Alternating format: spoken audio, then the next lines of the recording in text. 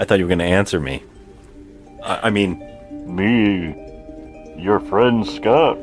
Not a crab, I promise. Joe. I don't have dynamite in my crab hand. I have in my real hand. In my human hand. I just want to see how long you're going to continue on with that. Joe. Now it's garbage.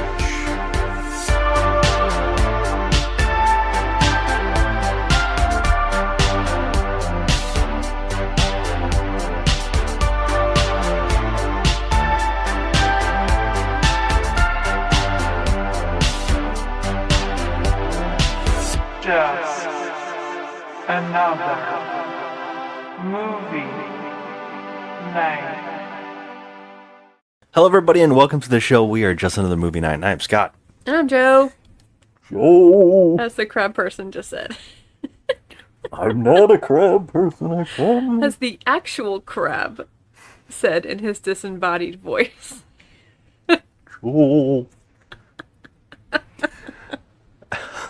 What did I already say? Hello, everybody, and welcome to the show. And I said all that. Did I say it all? And all right. What? And what is this? This is This is Talking Trash. Talking Trash. You know why? Because this is our show to spoil, review, debate, crap on, and give second chances to the hated, the lowest rated, the much debated, and the often forgotten flicks on the internet, all while asking the question, is this the worst movie ever made? And if not, what is? Because here on the show, we believe that you need to know what the worst movie is to truly review films.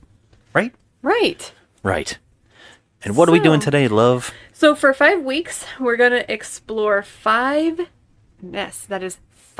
decades of legendary producer, writer, and director Roger Corman's career. And I have to say, he's a national treasure. Okay, I'm just going to put that out there. He is a national treasure. His career is so extraordinary.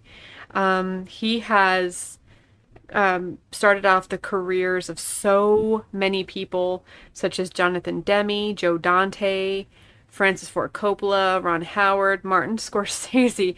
Martin Scorsese says that working with Roger Corman, he said this quote, "I think I got paid scale, but it didn't matter because basically you were getting the chance to learn how to make a film. When you think about everyone who went through that University of Corman, it's a remarkable impact he has had on American cinema." Yeah. And that is 100% the truth. So this episode will launch a few days before we celebrate Roger Corman's 98th birthday. 98. 98. Oh my God, bless him. And he has 944 credits on IMDb. So that's 492 as producer, 56 as director, 45 as an actor, and 10 as writer. And so this is his 10th directed film. And I'm so happy because this one in particular was my choice of the five because I absolutely love the old black and white creature features. And nobody did creature features like Roger Corman. And so today we're talking. So let me just to everybody out there, grab your ascot, flip up your collar, grab some dynamite because we got crabs. We're talking about 1957's Attack of the Crab Monster. Monsters, plural. Monsters, plural. Yes, we should say 1957. definitely has multiple crab monsters in this film. Well, No. I mean, I think there's two, but, that's all that we've seen. Yes. Okay, the movie was written by longtime Corman collaborator Charles B. Griffith, who wrote Bucket of Blood, Little Shop of Horrors, Death Race 2000, and he's the co-writer of a little movie that Joe loves so much called Barbarella. He also has an uncredited cameo as the Seaman Tate in this film. He sadly passed away in 2007 at age 77. The movie is a runtime of 1 hour and 3 minutes. Very short one. Yes. It had a budget of $77,000. It also got put on the drive-in double feature Terrorama with the 57 film, Not of This Earth. It is said to have made $1 million on its double billing. Wow. Yeah. All right.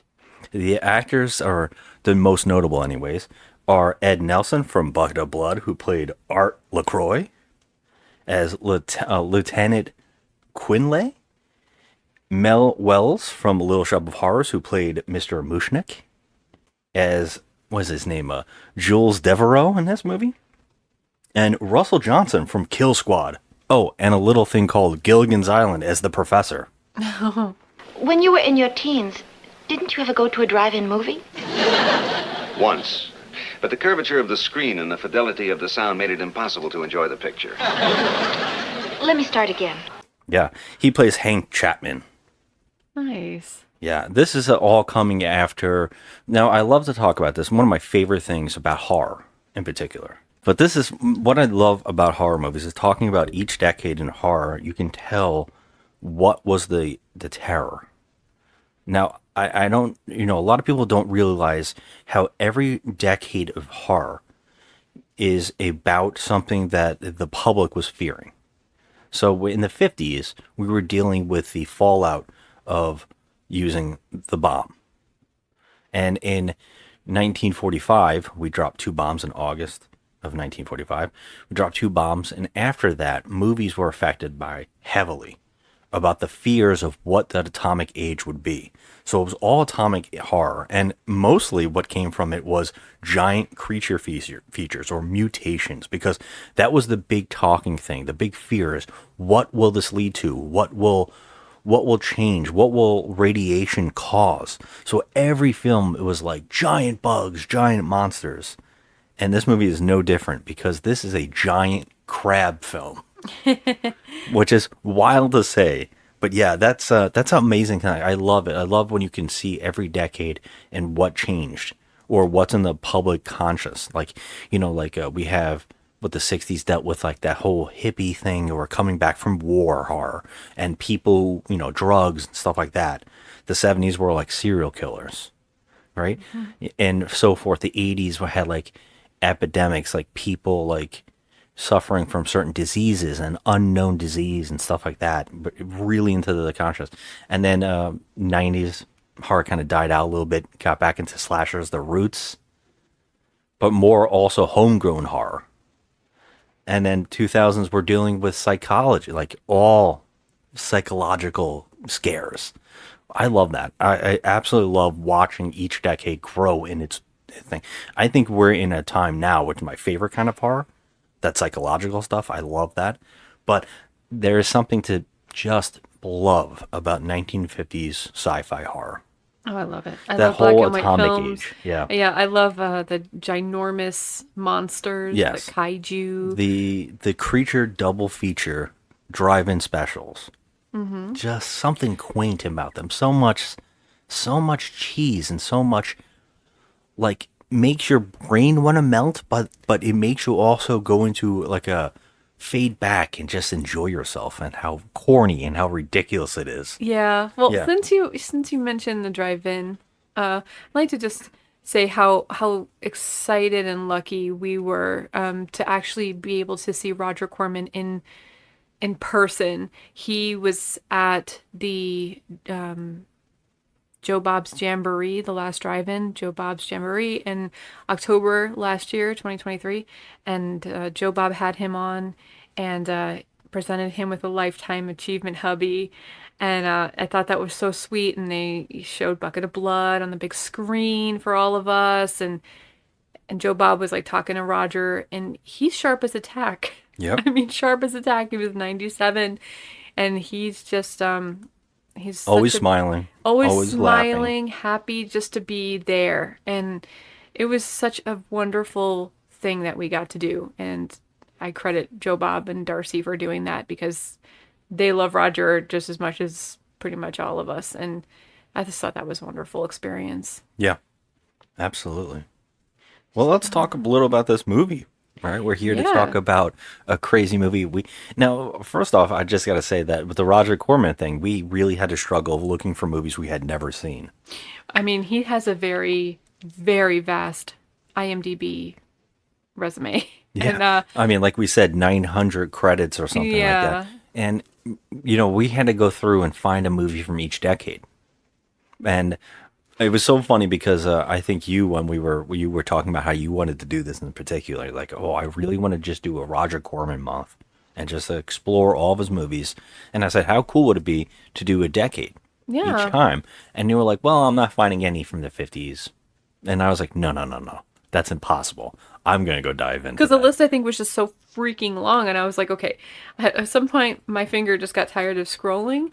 But I wanted to do this because I think it's really sweet. His birthday is 2 days before mine. Yeah. And I was like, okay, this is going to be a great, like, a little thing for us to do for my birthday month for April and his birthday month.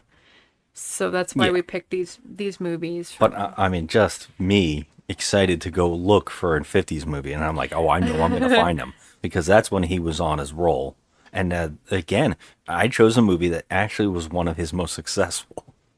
This is how he just kept making movies. And he kept pumping them out. And that's what he's known for. Kind of that quick schlock, push it out and just make a buck and help a lot of people out in the industry, giving them their starts. He even made jokes about how he didn't like to work with people too many times because he thought that they should evolve past him. And he wanted to give them their start, give them a break, let them loose. And that's what happened. And almost everybody he gave a break to or a shot became something huge. So many people. Yeah. We'll list them each week. We'll list more and more people and some quotes. Some Yes. great stuff. He has touched many lives. Yeah. He's just a beautiful person. Yeah, and seeing how he knew exactly how to make a movie on the cheap and quick, it seemed to work because people were going to check these movies out. And I can imagine watching this movie in particular as a kid, I probably would have been like, I'm in. This is one of those movies that's so weird and it's quick. So you don't really have a lot of time to like think about what we're watching. Yeah, there's no too time. much wasted time. It's constantly doing something. Yeah, it's funny because there's nothing psychological about this. This is just a 1950s creature feature. Yep. And it's an hour long. It's an hour long because they were booking these into double features, and it probably happens with cartoons and trailers and all that. Go get your snacks. This was a 3-hour event probably at the theater. Oh yeah, for sure. But this particular movie, hours. this felt like it was adequate. It was an adequate amount of time to tell this particular story. Let's get into it because this movie is hilarious. There's so much to like chat about with this film, which is funny, and at the same time, because the plot's so small, there's not really that much to talk about. There's really not, but there is. It is, I know, and it's also us. But yeah, this movie starts out with a boat coming to on a beach. And the boat is full of scientists. There's a whole bunch of scientists on this boat. And it turns out that they're looking for the last group of scientists that were on this island. And I guess they were testing after the bombs and the Bikini Atoll tests. They're testing to see how the fallout affected the islands around that area.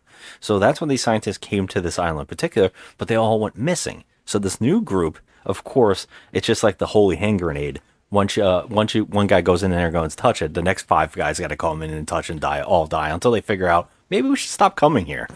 And this is what's basically happening. A bunch of scientists have gone missing. Send the next batch. Yeah, well, right now we got a botanist, 2 biologists, a nuclear physicist, a geologist, and 2 demolition experts.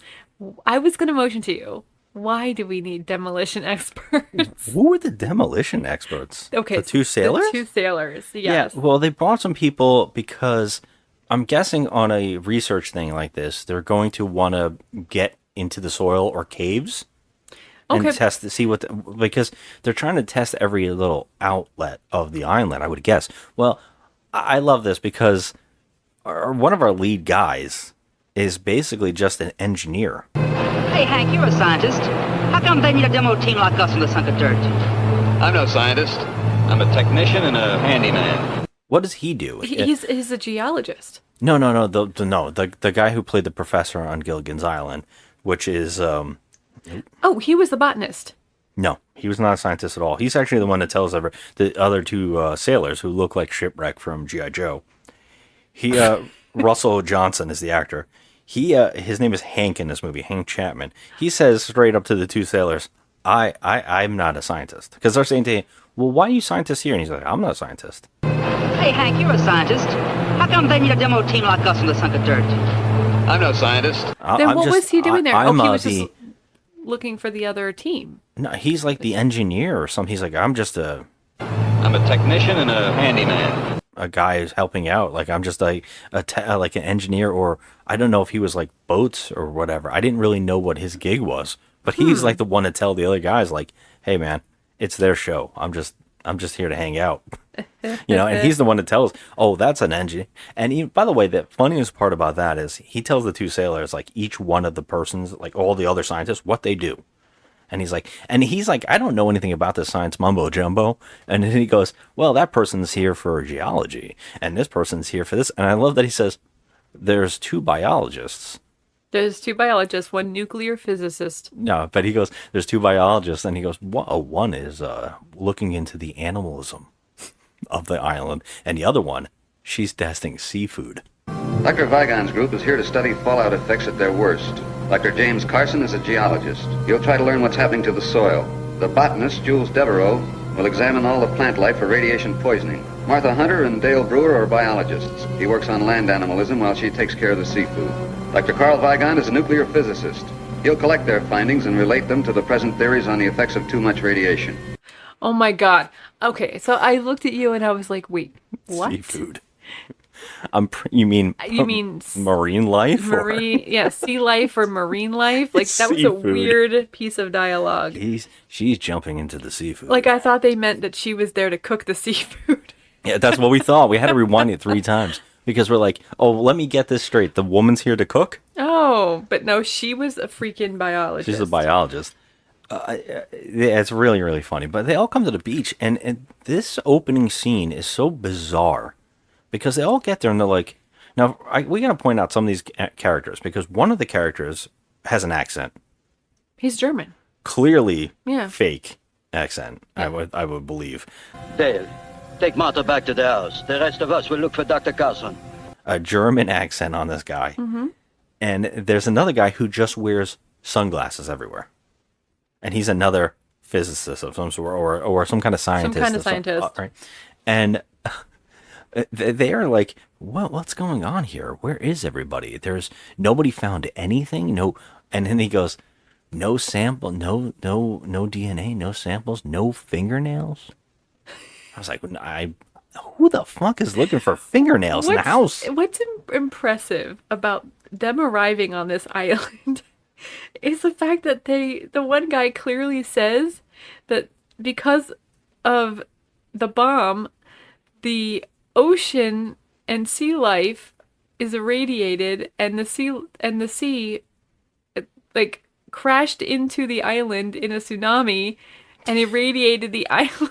Well, no, I mean they figure that out later on, but they do say that there was a huge storm that hit the island, a tsunami, and then they said that could have killed the people on the island, and that they were washed away, but they're not sure. Now, my favorite bit of this part is that another boat with supplies is coming with some sailors on it, and one of the guys falls, and they're like, "Hey, watch out! Don't come so close to land so quick," or something. And then like one guy's like, "Whoa!" Now these are sailors; they have no idea what they're doing whatsoever. One bounces out of the boat. He bounces out of the boat, and then they're so close to land, but he goes underwater. I mean, completely under, like he's fully underwater. Yes, in the abyss. Well, he screams because he sees something underwater attack him. Yeah, he's in the abyss. I love it. They pull him up like this is like Ramon the alligator. They pull him up, and he has no head. Took his head off. His head? I'm afraid so. We're going to take him back to Eniwetok for burial. I hope that man's death is not an omen of things to come. This is amazing because they don't really react. One, how did they pull him up when he has no head? Did he just float above and they just pulled him out? He looks like a ketchup bottle. And for 57, by the way, a headless corpse coming out of the water, I don't think I've seen many movies do that. No. Yeah, he's just like leaking, and they're like, oh no. But the strange thing is, and we have to rewatch this scene again just so I'm correct, but I feel as though even though he sank and he was sinking, something bit his head off underneath the water, but he didn't bob upright back to the surface. Yeah, they pull him up They like he. pull him like he was like already in the boat. Yeah, he's like he a just sack of dipped potatoes. his head underneath the water. He's like the scarecrow It from was Wizard of so Oz. He's weird. A lump of clothes come up with no head. I was like, what is this? Yeah. Okay, and you think everyone would be like, "Holy shit! A creature bit his head off." Nope, they move on pretty damn quick. Nobody even reacts to it. Yeah, and no one even references that they're worried about that something killed this guy. Yes, They now just move on. mind you, okay, if it was a shark, okay, I could see them saying, oh, maybe, it was a shark or something that did this. They don't even question this at all. But another thing they don't question is the fact that the bomb did go off.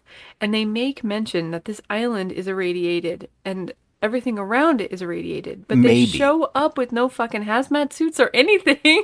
Exactly. Well, yeah. It's not that they know it's irradiated. They have no idea.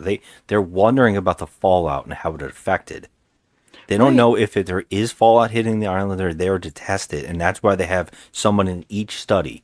Well, you remember that first big H-bomb test? The one that blew Ujulap Island right out of the ocean? Who forgets that? A tremendous amount of the radioactive fallout came this way. A great seething, burning cloud of it sank into this area, blanketing the island with hot ashes and radioactive seawater. Dr. Vigon's group is here to study fallout effects at their worst. So when they go in, now this is the house. They have a house built on the island. How'd they do that? The last team somehow had a house built on this island, and they go into this house. There are so many rooms. There's a full science lab. This looks like the Four Seasons. Yeah, there's a hangout center. And yeah, it's like in the Thing. It's like the compound in the Thing built on this island.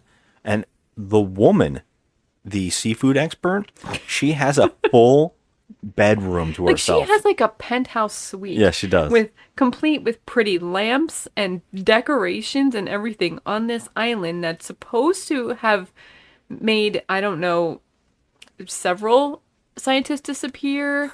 It might have radiation. Who knows? Meanwhile, the two demolition sailors, they have to sleep out in a tent outside. Yes, and she sleeps in a freaking penthouse suite. Yeah. It's absurd. It's absurd. Like a freaking princess. I don't was even. like, oh my god. Do we see where the other guys sleep? No, because later on, maybe the guy's in the bedroom of her bedroom because he's like in the bed. I don't know. Maybe I don't think we see the other rooms. I think that they're in bunk beds or something. I can imagine they're sleeping on the floor in the living room. Now I have to rewatch the movie just to say, is anybody sleeping in the same room? Did they all have their own bedrooms except the two sailors? I mean, the two demolition guys? She looks like a little tiny ant in this huge bed. I mean, it's ridiculous, this princess. That's so funny. So yeah, they go in the house, but they weird. find a journal. And the journal is from the last science team, and they wrote the whole bunch of stuff. They're like, there's no DNA or anything in the house, or there's nothing left of them. There's journals, this stuff in the house. And they read through the journal, and they're talking about how they witnessed a giant worm. That they saw what they believed to be an earthworm that was way too large. And they said they couldn't cut it. Its flesh. They tried to burn it. They couldn't figure it out, but it was like a killer earthworm. At least that's what they think. And the scientists are all like, I don't know. And the only guy is the guy who's not one of the scientists. That is our lead guy, that Hank character.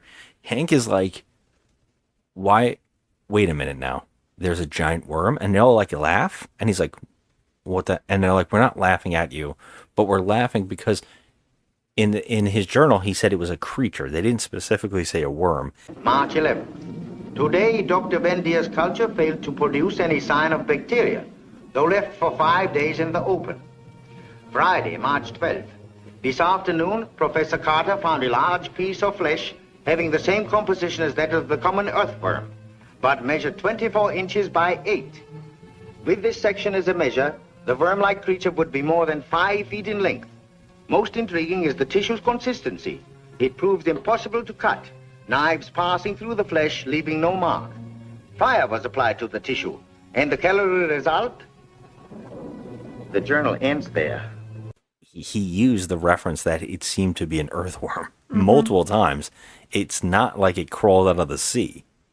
And now this is the point where I was like, yeah, but something bit the guy's head off a little bit ago. Are you guys worried about, like, there's maybe a correlation in that? But that couldn't have been an earthworm because earthworms don't, number one, live in the sea. Well, they're saying that it's a creature. There's, like, referencing that it might not be an earthworm. I don't know. But the guy's just pointing out, like, well, you know, I'm like, hey, there could be a connection here. There's a guy with no head and maybe a possible monster that they're referencing. Nobody seems like scared or like, you know, put off or even like inconvenienced during this. It's just like, okay, there might be a monster out there. All right, we're good. Yeah. We're good. We're going to have our dinner. And even worse, there's earthquakes. Numerous earthquakes shake this. Now, some of the actors decide that they do want to be in the school of Shatner and shake a little bit when the camera is shaking for the earthquake effect. But the sailors are like, the actors are like, nah, we're not doing that. Nah. We're just going to stand still and look around like we're bewildered. I love those two sailor guys. Yeah. I love the two sailors ask Hank, they go, well, what happened to the people from the island before? And he says, they were here. Then the storm hit. And then they were gone. And that's all anybody knows. Well, thank you for that. Thank you, Hank. Thank you, Hank. Thanks, Thank Hank. you. Okay, that makes me feel safe. Oh, my God. Yeah, so we got this group. And again, they're a little, like, everything's making them worried. They're like, what the hell's the earthquake? What is this? They don't seem very worried. They're just like, some tremors. They're worried enough. They're worried enough that they hear a weird scratching, which is basically someone off camera scratching on the microphone. Mm-hmm. You know, I think we could. Yep, that's pretty much enough. Yeah. And they're like, "What is that? That's coming from outside. Just sounds like something scraping. What is that scraping?" So they go outside, and it's just a branch. And they leave the branch scraping, but then the branch stops rocking back and forth. It stays there steady, and you hear the scratching still, which means somebody is scratching on the fence that they have around this property.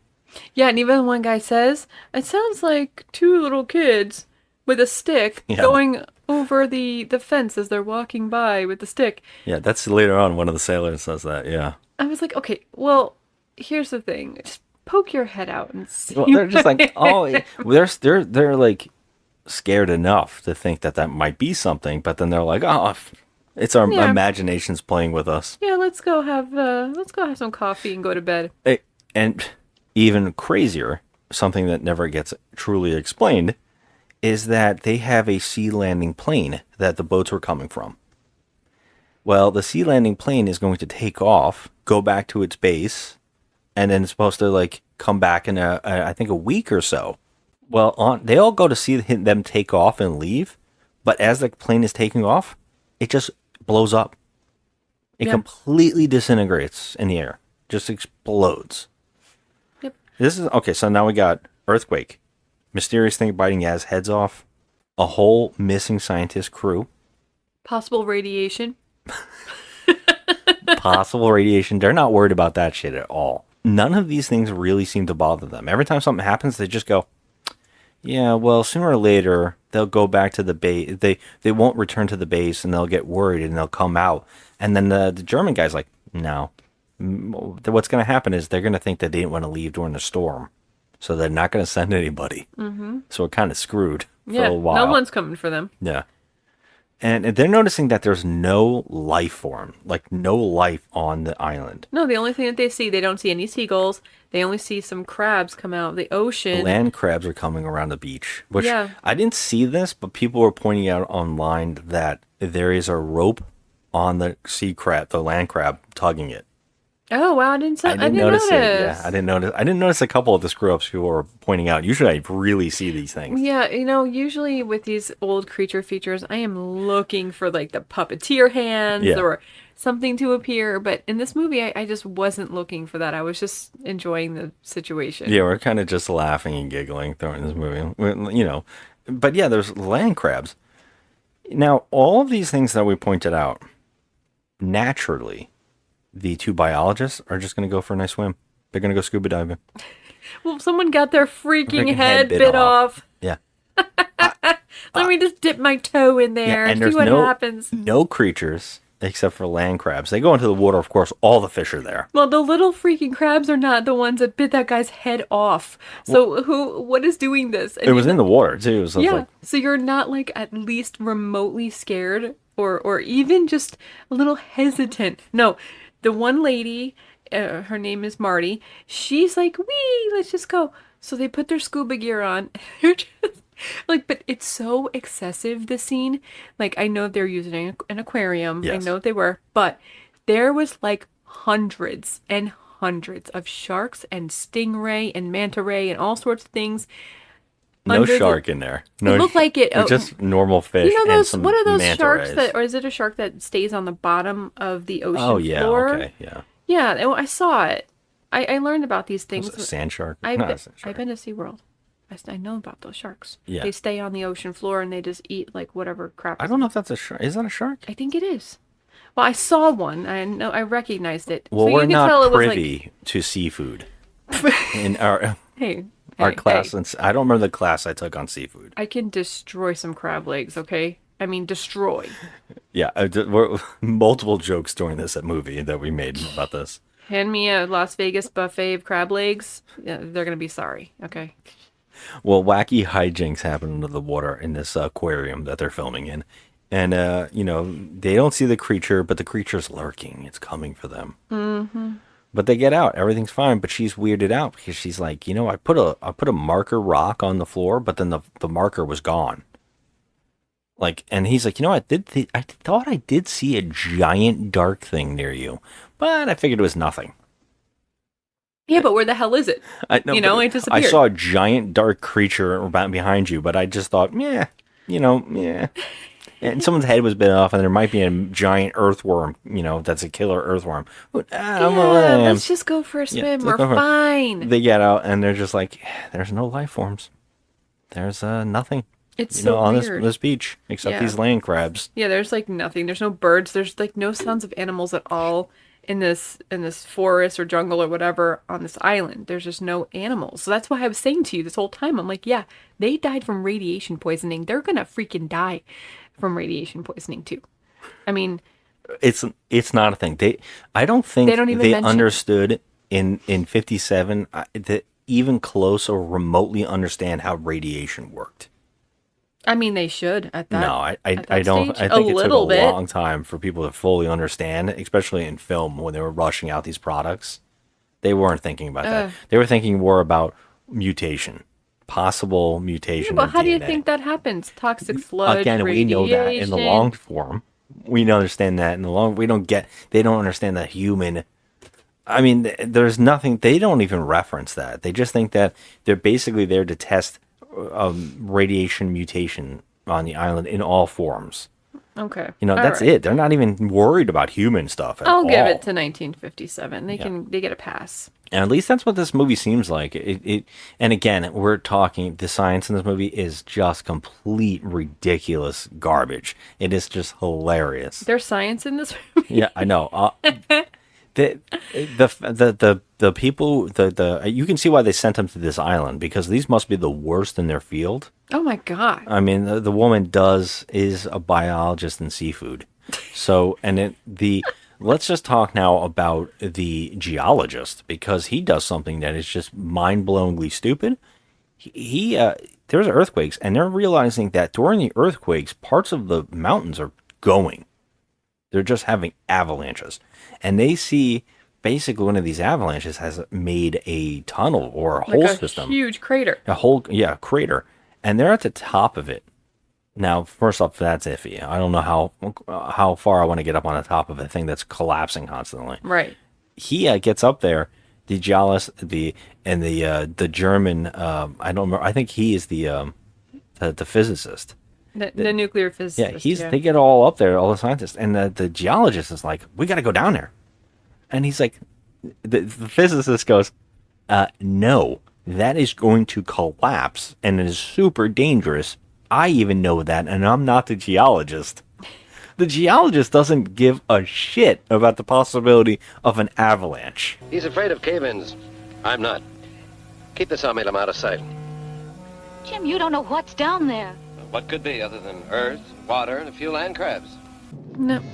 He's like, we got to go down in that thing. It doesn't seem like anybody is taking any necessary precautions at all. And this is wild. I don't even know if this makes particular sense, but the rock around the area they're finding has turned to like glass almost.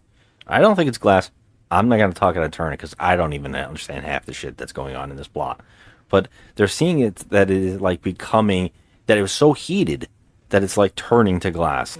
Why, it's glazed as though it had been fired in a kiln. But they don't even... They don't really particularly explain this enough. There's a whole mumbo jumbo scene, I think, and I'll try to stick in here. I am not sure. But imagine they are able to send out arcs of heat. They are packed with it. The sides of the pit were glazed as if the rock were melted. They can melt and fuse parts of the caverns, explode the materials contained, and bring about the slides. Why? To get at us, of course. Looks like we're on the verge of a blessed event. And the geologist is like, And again, the biologist points out what's going on instead of the geologist. Mm-hmm.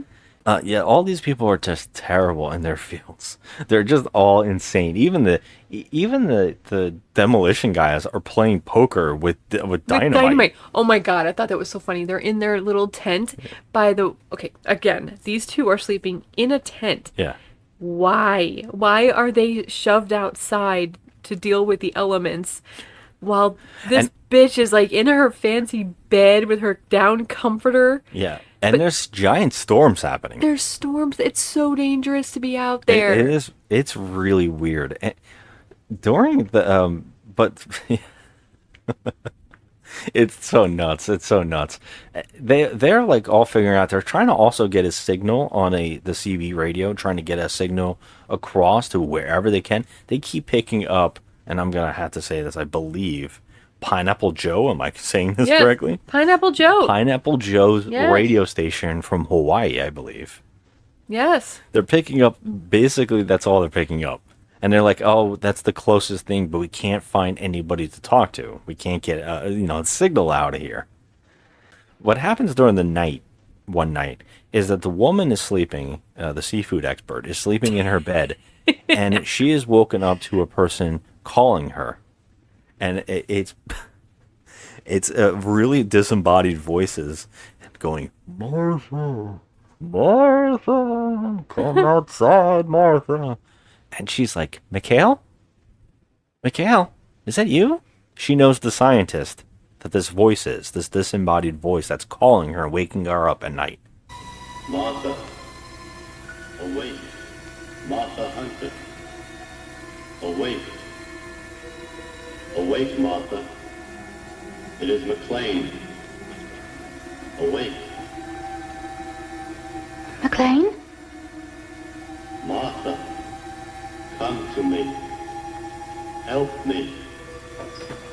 Help me. She recognizes it. Apparently, he's one of the scientists from the last team. That was missing. That is missing. And he's calling her, and he's like, yes, it's me. Come outside, I want to show you where we are, and I want to talk to you. And she just kind of like goes outside, and then she runs into the geologist. And he's like, did you hear it too? And she's like, yeah, I heard Mikhail. He's calling us from Mikhail's Navy, from a different island show. And he's like, I heard it too. I know it's out there. I don't know where it's coming from or why how could it be? We can't find him on the island. So in the morning, they don't go any further past the fence at night. The voice stops. So in the morning, the geologist's like, I want to go down that hole. So regardless of what they've been telling him about how stupid it is, he decides to go in the damn hole, and it, of course, collapses on him. There's a cave-in. Yep. And he disappears down there. And he disappears, and they can't find him. So, naturally, this idiot, they're all like, oh my God, I tried to warn him. But they start hearing in the middle of the night again. Now they hear that guy's voice calling. Yeah, the guy that just disappeared. So people on this team are hearing disembodied voices. They're all hearing it. So it's not just like appearing to one person. Yeah, it gets more and more as the movie goes on with different voices of these people. So the woman, Martha, but they call her Marty. So she was outside the hole and was helping the guy get down into the hole, and she just lost contact with him. But then there was like a tremor and she fainted. Oh, So- that's right. I forgot that she shook so hard that she passed out. Yes. Like it was comical. But anyway, so they find her passed out and fainted or whatever at the top of the hole, and they wake her up and she's like, "Oh, he went down there, whatever." And they're like, "Yeah, we heard his voice. We heard him. He was talking to us." And she's like all disoriented. So they're like, they arrange I guess a rescue. Then we're going to go down there and they're going to get him. But they don't go down the rope. They take the cave. They find a cave That's on the beach. And they go in there and they find blood everywhere. So he obviously was hurt. But we never find his body. We never find anything that happened to him. We have no idea what happened to him. But they happen upon it. I see. All right, because I thought we didn't find it until some other people were killed. Because I thought we get a lot of hands. No, yeah, see, I'm right. We get so many hand things you're forgetting about. Hand things. Yeah, we keep seeing the claw. Oh, okay. So, yeah, and then that night, they start hearing the voice of him, and they're like, he's alive. I can hear him. Right? And so they think he's alive. They're like, in the morning, we have to set out to see if we can find him, and hopefully he's alive. But in the middle of the night, there is a giant crash, and a hole is, basically we see inside the room with the CB radio, a giant crab hand comes and severs the damn CB radio so they can't use it. Okay, so I said to you, I was like, all right, first of all, he uses precision to snip that little wire and disconnect the radio so they cannot call for help. Now, this is brilliant and also quite impossible because his claw is bigger than, a huge oak tree stump. Yeah. I mean, it's ridiculous. And so... And also, we were questioning, how the hell did they get in this room? Did it just walk in the front door? What is this thing? Is it a man with a giant crab arm? Because we're hearing voices. Yeah. So we're trying to question, what the fuck is happening? At first I was like, wait a minute, I think this thing can talk. But it wouldn't make any sense because he was using voices from other people. Yeah, and also the movie kind of gives it away with its title and its poster. We kind of know it's a giant crab monster. Right, But we're all laughing because we're like, how did it get in this room? Now, the people on the other side of the door hear the crashing, and they're like, don't go in there. And the one guy's like, screw that. He goes right in the room, and he's attacked by a giant claw, and he shuts the door again. Mm-hmm. And they finally stop hearing noise, so they look back in the room, and they find that the CB radio has been completely severed properly, and that there is a nice hole, but it's not like the whole wall. It's just high up. The crab jumped through it. Yeah. Like he did like a tuck and roll right into the wall. Oh my god, this is funny for so many reasons. Number one being that, okay, if you have enough brain power to know that you want to destroy that radio and you're a crab, all you have to do is put it between your pincer and squeeze. But he used precision to delicately remove that wire with his huge claw. I'm like, wait a minute. I like that Hank, he tries to explain to them, it's a giant crab. And they're like, what are you talking about? And then there's a perfect scratching again, like the mic again. And they look on the floor, and there's one of those little land crabs just lying on the floor, just crawling around. Amazing. And they're like, Yeah, I don't think that guy did it. I don't think he did it. So he's like, I'm telling you, it was like a giant crab monster. This is when they arrange a rescue, right? Now they're like, now we got to worry about this thing. But they go to go in there to rescue, and they're looking, and they find the thing. But there's another cave in, and it perfectly. This is one of my favorite. Again, 57 with gore. I was kind of shocked. Yeah. But the German I think he's the Nuclear physicist. The physicist. He gets a rock, perfectly hits his hand, and cuts it, severs it completely at the watch. Yeah, I was like, wow, this is kind of gory for 57. Yeah, he passes right out, rightfully so, but he just lost an hand. I mean, like, perfect rock hit it and just squashed it right off. Yep. And they're trying to save him from the wound while the two sailors come in, the demolition guys come in, and they're like, what the hell are you doing here? And then they're like, what are you guys doing here? We heard the geologist talking, and we followed him in here.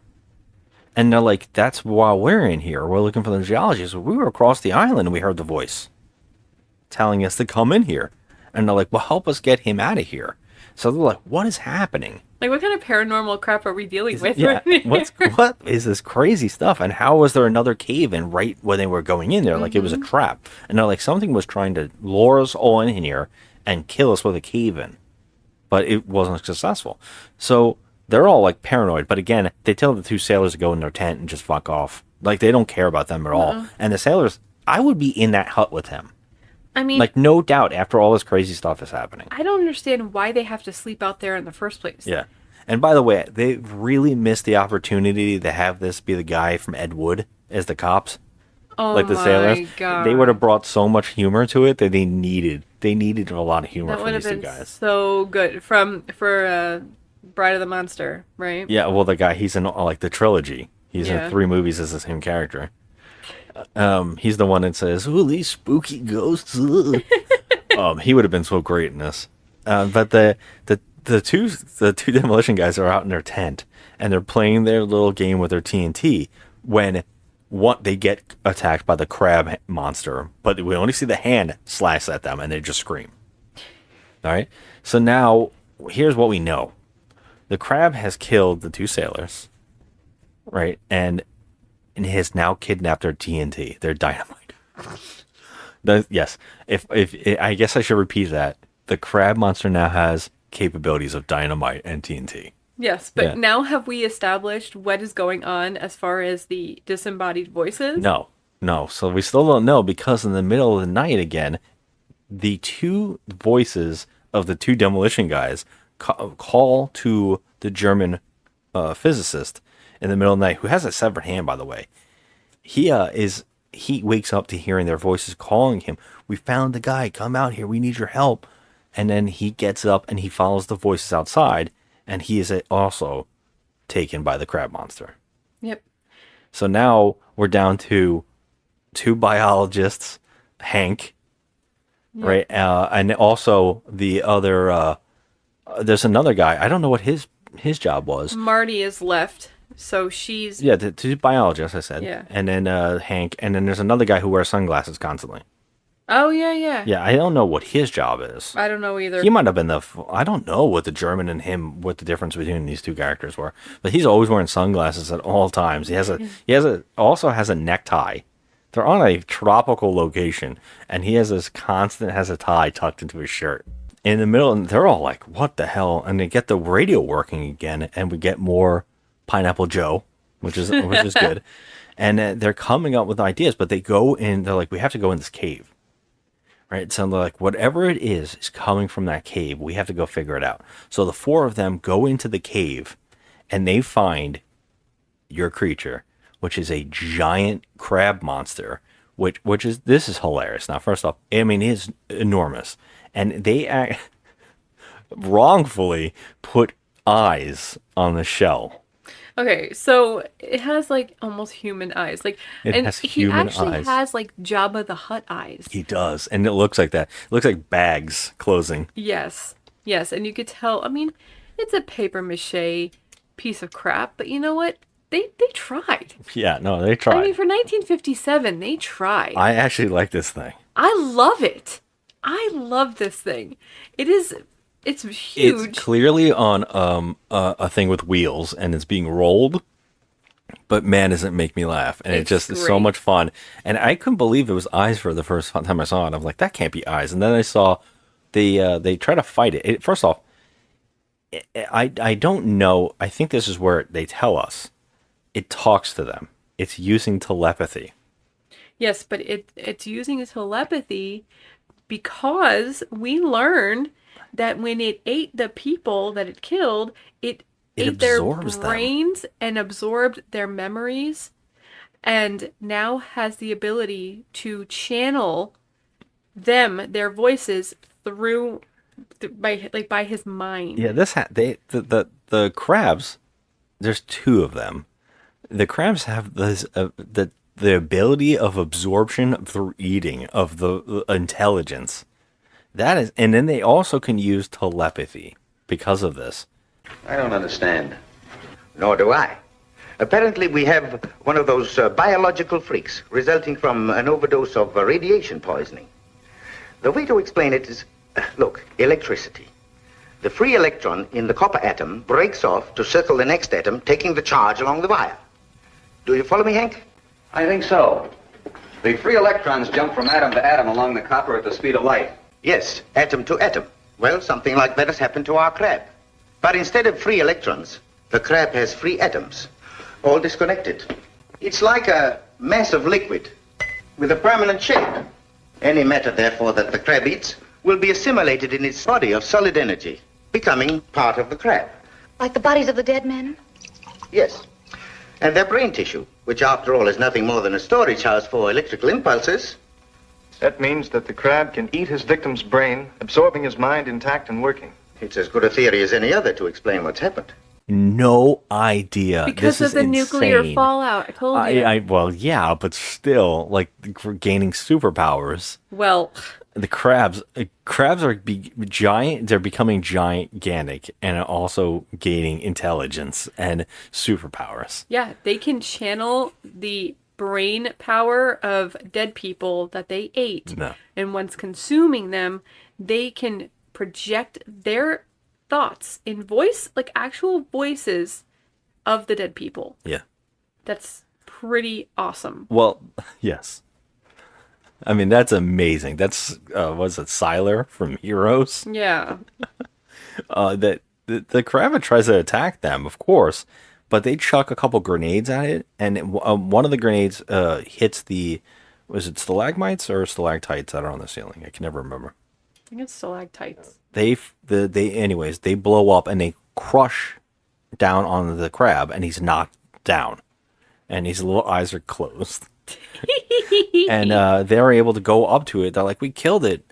And they go up and they rip off one of his arms. Okay, this scene was hilarious because they literally just pulled it a little bit and ripped off its like little pincer. Yeah. Now, I'm going to tell you something. As a person who loves crab legs, it's not that easy, especially if they're giant mutated crabs. And they also say that in this movie, they constantly say that their weapons do not hurt it.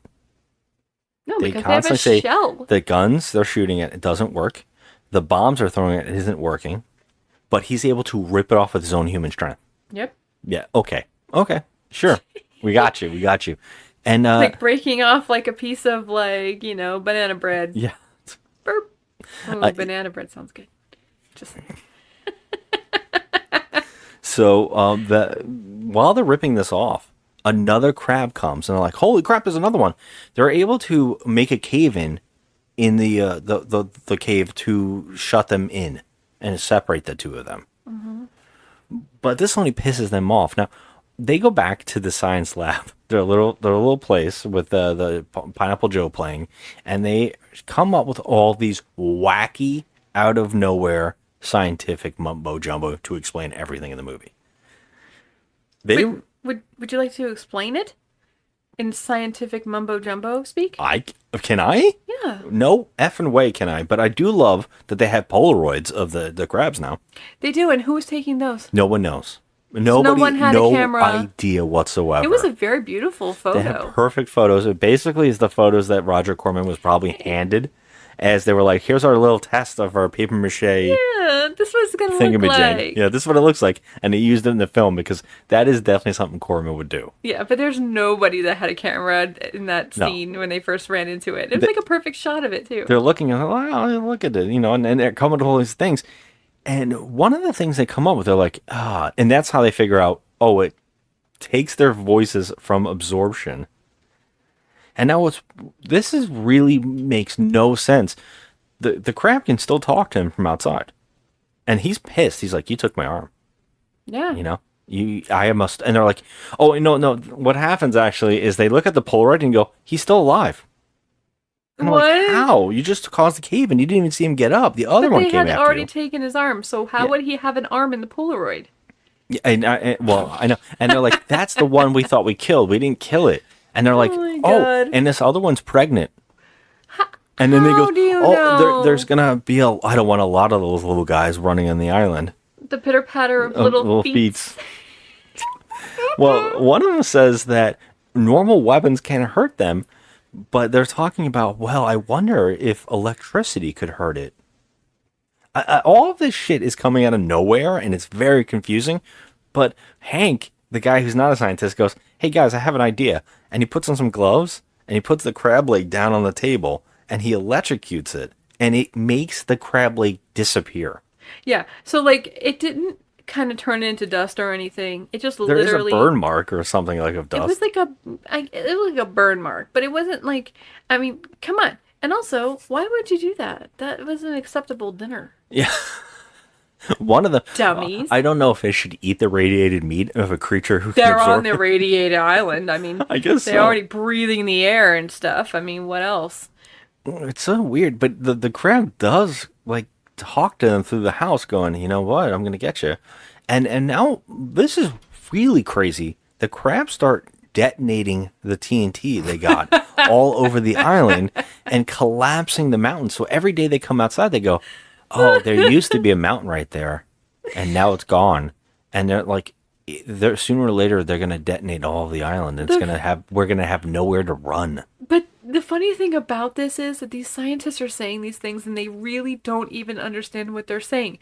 You're bottom line telling us that this crab has the ability to not only project the voices of the dead to you so you can hear them speaking, but he can also light TNT. Yes. I just want to see a scene where the crab is lighting the TNT and throwing it. I mean... What? Or the dynamite. I mean, sticks of dynamite, and just chucking them with his crab hands. God! Oh my God! Okay, this is just so. It's just bonkers. All I hear is Zoidberg in my head, and you know, like with the crab legs. Yes. They're detonating the island. They're just constantly causing earthquakes, and this is the most insane thing. All they have to do is crawl up to their house and throw a TNT in there. Right. Or the dynamite in there. There's already a huge hole in the side of the house from when the crab came crashing through it anyway. Is it? Yeah, that's true too. And they don't even question where the two demolition are. They don't even care about those guys. No. Why they don't attack? But I'm guessing it has something to do with food. Because the reason they have no animals on the island is they're eating them.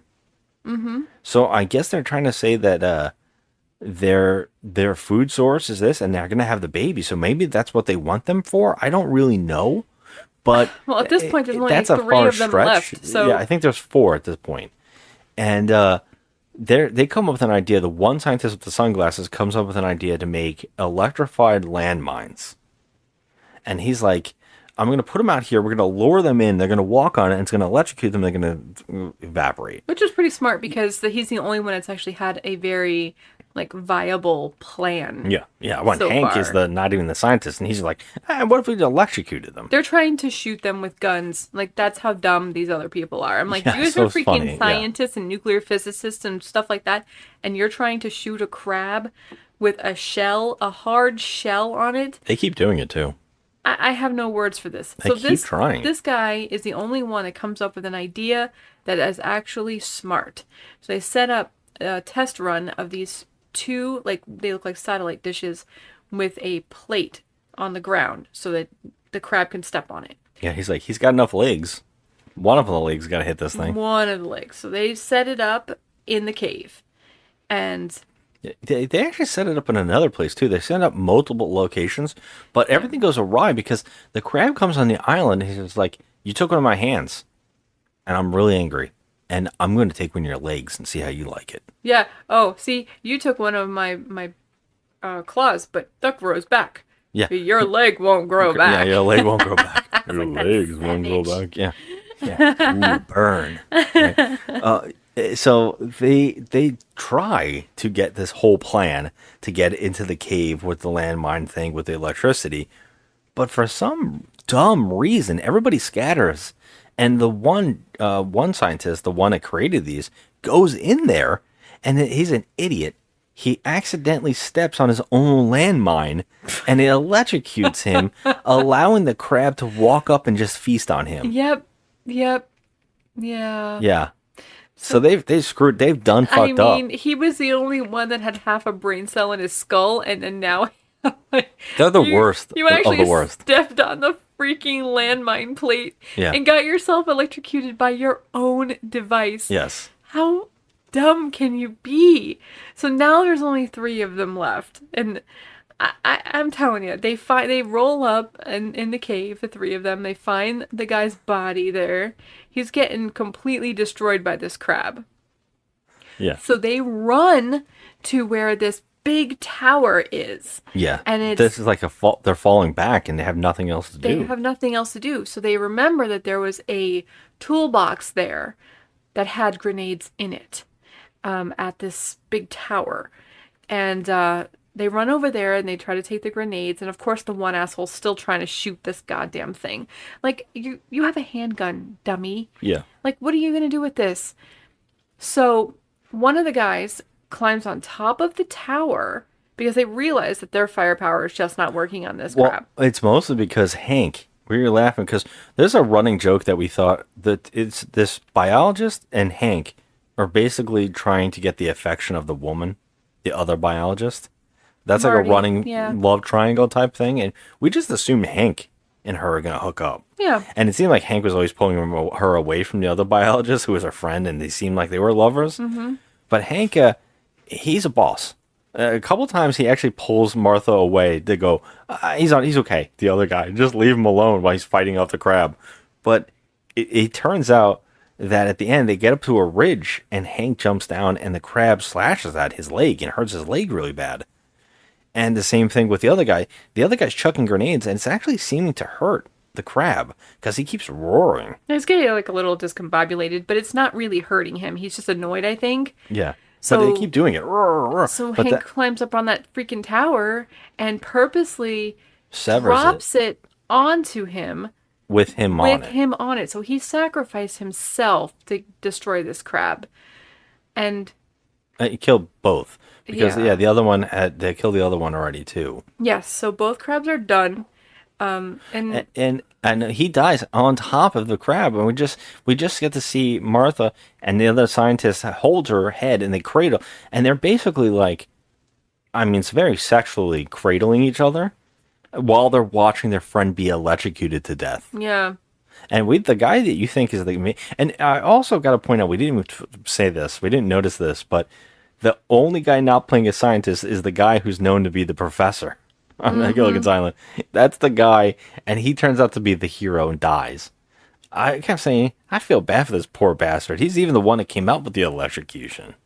Yeah, he should have made it out. But, the movie just lingers on them cradling each other with the fin. Yep. The end. The end. But, honestly, I feel like this guy, he went out like a boss. I have respect for him. He did. He really did. He, saved them. But now they're kind of screwed. What are they going to do?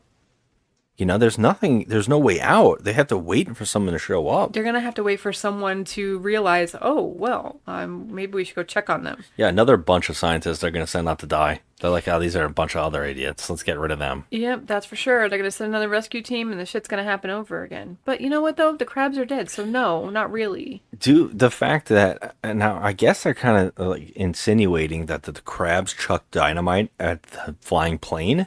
Oh my god. How did the plane blow up? We never really find out. No. It's so odd. It's so odd that the crabs used some kind of telepathy, like a mind trick. To make the plane, guy make him crash. Blow it up or crash? I mean, this movie, that could be true. You could say anything you want, really. Yeah. I mean, you literally could. I was looking up this movie, information in this movie, and I found just the words The crabs are now invulnerable to the most standard weaponry because of their cell structure mutations. And I was like, God bless them. I mean, God bless they the have work shells. that went into this movie for no reason. Yeah, it was a little bit overthinking, Yeah. bit overthinking there. But Roger Corman had something to say about this movie. Yeah. So I'll read you a quote that he actually said, if that's okay. Mhm. I'll read that. So he says, this is Roger Corman, "This was the most successful of all the early low-budget horror movies. I think its success had something to do with the wildness of the title, which even I admit is pretty off the wall. However, I do think a lot of its popularity had to do with the construction of the plotline. I've always believed that, in horror and science fiction films, too much time is usually spent explaining the characters in depth and developing various subplots. Genre audiences really come to these movies for their science fiction elements or their shock value. Of course, they want to understand the characters, and they want to empathize with them, all in order to share the emotions present. But they don't wish to do that at the expense of the other aspects of the picture. I talked to Chuck Griffith about this. Chuck and I worked out a general storyline before he and I went to work on the script. I told him, I don't want any scene in this picture that doesn't either end with a shock or the suspicion that a shocking event is about to take place. And that's how the finished script read. You always had the feeling when watching the movie that something, anything, was about to happen. I think this construction, plus the fact that the creature was big and ugly, won audiences." And I agree with that. I mean, I think that it was pretty effective. No, I agree. If I saw this as a kid or whatever, I would have been like, damn. I mean, especially there was a decapitation, a hand take off. There's giant crab monsters. It's fun. It's like you kind of want the characters to make it. You know, you don't hate anybody. No. So yeah, everything he's saying is like he gets it. Like Yeah, he he really definitely does get it. So this is our first Corman title that we're doing for this month. What would you rate this movie? Yeah, out of 10, what are we giving it? Like, what do you think right now? Because it is silly. It is kind of fun, but I think it's in that B level for me. So I think it's in that so bad it's good type of level. So I feel like I'm going to a 4. Yeah, I'm giving it a 4. Yeah, I mean, I do enjoy this a little more than I want to enjoy it. I know it's flawed heavily, but it is that schlocky goodness that I always say that I give movies that I think are like just the elevated bad. Mm-hmm. You know, like I know that this is like, you know, it's a bizarre script. It's fast. It's like ridiculous. There's things that are a problem. You can see technical flaws, and I usually say, but if it's the enjoyment, it kind of elevates itself. Yes. And so I think this is perfect around my so bad it's good level type of thing with the 4-star rating. 100% has everything that I love about these old black and white movies. Number one, you know, it's got a fun creature. It's got a fun creature. It's silly. It's, you know, it's ridiculous. But I you know, they have also these moments of the overacting, you know, with the girl being so shaken she just faints. Yeah. There's a lot of those moments in this. It almost goes to a 5. It's a weird one because I don't dislike it in any sense. And I think a lot of people find it confusing when someone says that something under a 5 or a 6 like is still likable. You know what I mean? I think that might be confusing to some people, but for me, like there's that sweet spot of 4-star movies that are just so silly. So, you know, they're nothing technically amazing. They're not a marvel, but for some reason they hit that sweet spot of me just enjoying them enough. Yeah, I agree with you. I think that this movie was pretty enjoyable for what it was, you know, like it was schlocky and campy and fun. And it, you know, for the time period, they did what they could do. Yeah. On a limited budget, and I thought that it was very well done for the limited budget, and it was well directed. I didn't have a problem with any of the actors. It was, you know, sometimes they hammed it up a smidge. Yeah, but the accent is questionable and stuff like that. Yeah, they hammed it up a smidge. But yeah, you know, I think you're right. I think that we should give this a 5. You want to elevate it to a 5? I think I do. Yeah, I wouldn't mind it. I do feel like that 4 is like... I think that we can reserve that 4 maybe for movies that are way more cheeky fun. Like we talked about this with like some Ed Wood. We kind of love it, like in that weird tongue in cheek, Yeah. and the Room and the Birdemics and stuff like that of the world, where you just feel like, oh man, this is so bad, but I am having so much fun watching it. This isn't. I don't think once I said to myself, "This is terrible." No. I actually kept saying, "I'm really enjoying this. This is schlocky. It's kind of fun." I think you're right. I think a 5 is a better score for I this think movie. it is because this is not a poorly made film, especially for 1957 on the budget that he had. I think that he did a great job. Yeah, I think I agree, and I think a 5 would be a better score for it. Okay.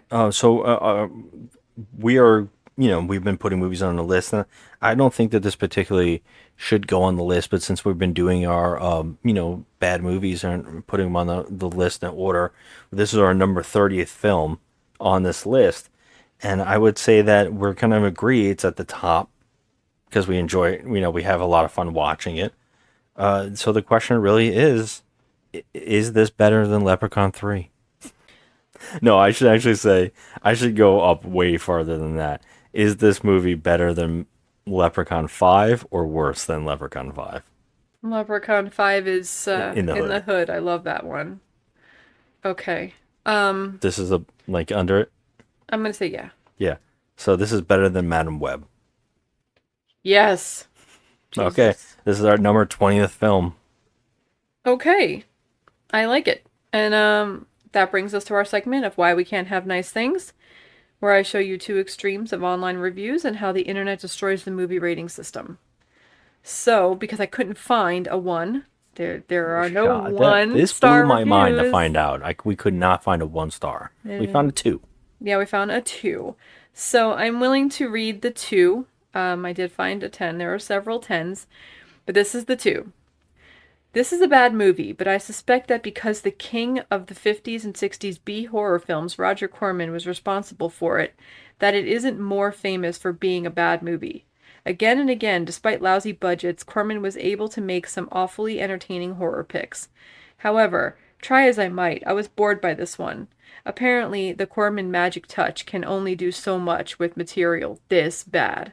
However, it never quite reaches the Ed Wood Jr. level of bad, and it's occasionally almost entertaining. Plus, because the movie is so bad, I suggest you don't ignore this film, but look at this as a great party movie. One you might watch with friends so you can make fun of it because of its ineptitude and silly, scary monsters. I mean, he's not wrong in a lot of that. I don't think found this is it an more inept. enjoyable. I don't think this is an inept movie. I don't think it is either. I mean, at all. To be honest, it's not really. Like, I feel like I understand what he's trying to say, but I don't think it's doing exactly what it's supposed to be doing. Yeah. This was made for a double feature, like horror night, for children and everybody to hang out, and it's exactly what he's saying, to hang out with friends, and Yeah. I think it nails that. Yeah, I don't think this is an inept. I don't think you should use that word. You and me have seen way worse movies around this Oh my era, God. this decade of horror movies and these Yeah. sci-fi movies and these atomic age monster movies. We've watched some garbage movies, and this is a breath of fresh air. I was actually expecting this to be more silly and more, just not enjoy, but a giant telepathy talking crab monster Yeah. is something next levelly weird that I kind of really enjoyed. So that I understand it, but I have to disagree. I love the imagination of this. Yeah. I love it. But I think this next one is the more absurd to me okay. when we're going to a 10. Yeah, we're going to a 10. One of the best grade Z movies ever. Yes, I gave the film a 10 out of 10. I'm not proud. Where this movie is concerned, I have no shame.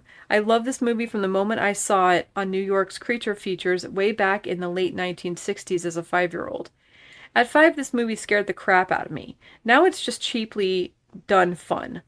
How can anyone who reads the title or the plot about a research team on a lonely island being stalked by giant crabs that eat the brains of their victims and then can talk like them and expect it to be anything other than it is? If you're interested in the plot, then odds are you're going to like it. That makes the film stand up as more than just a grade Z piece of trash. is the fact that the actors, what makes the film stand up more as a, more than just a grade Z piece of trash, is the fact that the actors sell what they're doing. You believe that what they believe. Had this been done now, it would have been a nod and a wink at all that would have been forgotten within 10 minutes after the cameras finished rolling. I don't understand what that means. The visual effects, the destruction of the island, and the crabs themselves are a cut above the typical 1950s horror sci-fi monster. There is something ominous about them, even if they don't movie all that well. A great popcorn film. Okay. I mean, a little bit of that was confusing. See, that's the thing. This guy even knows that the 10 is insane. He knows. He knows. I just don't know why then give it a 10. But, I know a lot of these people are pushing it, trying to get that. I think it has like a 4 on IMDb. And I think they're trying to push it high by giving it 10 scores. I understand what these people are doing, but I think that they are the reason that no one knows how to trust reviews. Right, and this is the type of person that likes, will give Barbarella a 10 out of 10 because of nostalgia. Nostalgia. And I get it. I mean, you're always going to have those movies that you hold a little more dear than others, and you're going to want to boost up. But yeah, in this particular one, that is insane. That is insanely high. And especially since I know for a fact that this person probably loves a lot of other, creature feature films a lot better than this film. Yeah. I understand that, I get his love. I understand it. But I think, knows that it's probably in that 5 or the 4. Yeah. They know. But yeah, that's so funny. At the end of the day, though, this was a good one. I'm a little worried going more further in, because I know as the decades come on, especially with Roger Corman and a lot of filmmakers, their sweet spot was a certain time. And I feel like his sweet spot was this 50s. Making these cheesy creature features. I think there's something about that really connected with him. But as he gets onward and years, movies started getting more stuffy, slower, lower budget, and they didn't do the creature stuff. They didn't do the special effects. They started getting around it with really, really stuff, and also reusing footage. And I'm a little worried going further each decade to see how that works out. I don't know. I mean, I'm not worried at all because, Roger Corman, who is the spiritual godfather of the new Hollywood, the king of cult, the pope of pop cinema, I have faith in him. Well, we've seen out of those 900 credits or whatever it is, we've seen a lot. And I know for a fact that we have found a lot of the schlocky and a lot of crappy. But we could still laugh and have a good time and keep watching. So yeah, next week we're going to head into another one. We're going to go into the 60s. Yeah, I cannot wait. I'm very excited about this month. It's going to be good. So should we say the name of the feature that we're going to be doing? Or do you remember? Because I think I actually picked this one too. Did you? I believe so. I think next up is The Brain Eaters. The Brain Eaters. All right, so come next time. I'll listen to us shit talk about another weird, crazy movie, and I can't wait to see what the hell The Brain Eaters is about, which is a weird connection because I didn't expect this movie to be about brain eaters. So let's see what the actual Brain Eaters is about. Maybe that movie they're going to be eating crabs. Who knows? Crabs. All right, guys. Thank you for listening. We are on social media on Instagram at Just Another Movie Night, and Joe is at The Crafty Misfit. She's making some fun things. Go check it out. And thanks for listening. We appreciate you. Have a good one. Do not call to him. Why not, Doctor? Blood? Where could he drag himself? We will not find him tonight. We had better return in the morning when there's more light. I don't like the idea of leaving him here all night with a busted leg. Nor do I. Up the rope, quickly. You might as well go back through the cave. No, up the rope. Dr. Weigand, you are a great nuclear physicist, while I am a simple provincial botanist. But there are things I do not understand. There are many things that I do not understand also, Jules. You had better climb. A few inches later. Their brain tissue, which after all is nothing more than a storage house for electrical impulses. That means that the crab can eat his victim's brain, absorbing his mind intact and working. It's as good a theory as any other to explain what's happened. But, Doctor, that theory doesn't explain why Jules and Carson's minds have turned against us. Preservation of the species. Once they were men, now they are land crabs.